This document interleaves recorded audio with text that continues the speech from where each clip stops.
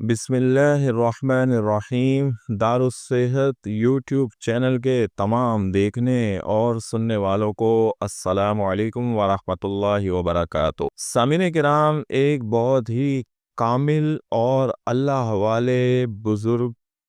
کا فرمان ہے کہ اگر کوئی شخص حالات کے شکنجے میں پھنسا ہوا ہے، مشکلات کا شکار ہو چکا ہے، تنگ دست ہو چکا ہے اور مالی آسودگی کا بھی شکار ہے، اور اسے ایسا لگ رہا ہے جیسے اس کا رزق اس پر تنگ ہو گیا ہے، جتنا کما رہا ہے اس میں گزر بسر انتہائی کھٹن اور انتہائی مشکل ہو چکی ہے، اور اس شخص نے اب اپنے ہاتھ کھڑے کر دیے ہیں کہ اب میں جو ہے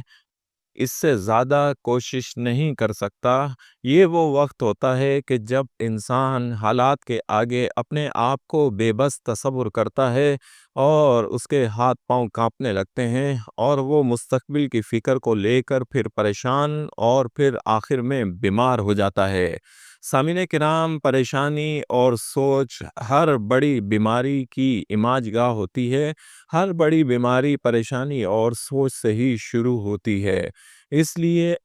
رزق کے معاملے میں بہت زیادہ سوچ بچار اور غور و فکر نہ کیا کریں۔ یہ اللہ کا وعدہ ہے اور اللہ نے ہی رزق کی ذمہ داری اٹھائی ہے، وہ ہر صورت یہ ہمیں پہنچائے گا۔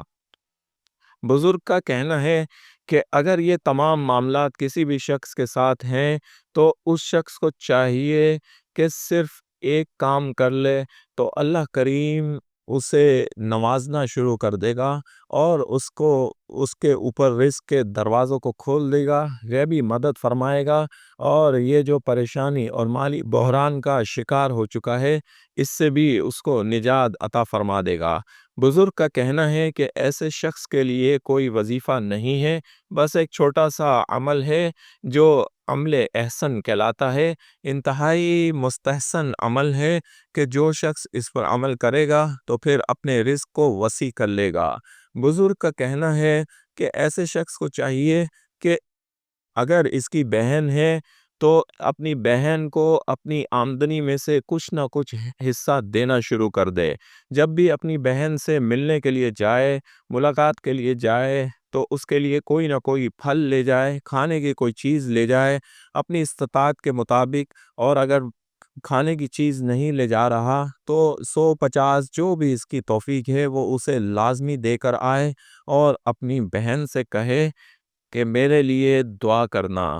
اس کے علاوہ اگر یہ اپنی والدہ سے الگ رہتا ہے تو اپنی والدہ کو بھی یہ اپنی رقم، اپنے آمدنی میں سے کچھ نہ کچھ پیسے دینا شروع کر دے،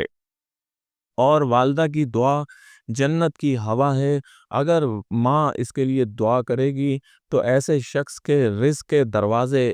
کھلنا شروع ہو جائیں گے، اور اللہ اس کے رزق کو وسیع سے وسیع تر کرتا چلا جائے گا۔ اگر کسی شخص کی نہ بہن ہے نہ والدہ ہے تو اسے چاہیے کہ یہ مستحسن عمل اپنی خالہ کے ساتھ کرے، اپنی خالہ کے گھر ملاقات کے لیے تشریف لے جائے اور کچھ رکے پیسے یا کھانے کی کوئی چیز تحفتاً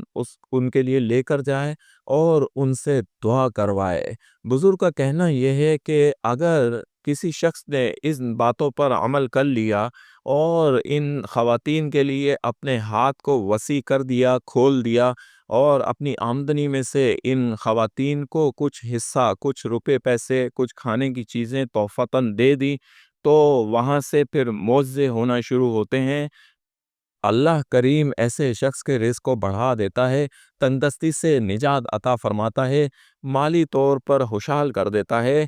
اور محتاجی سے بھی بچائے رکھتا ہے، اس پر اپنا فضل و کرم نازل فرماتا ہے۔ سامعین کرام، یہ انتہائی مجرب اور بارہا آزمایا گیا عمل ہے۔ آپ بھی اس پر عمل کریں اور ہر قسم کی تندرستیوں سے فوری نجات پائیں۔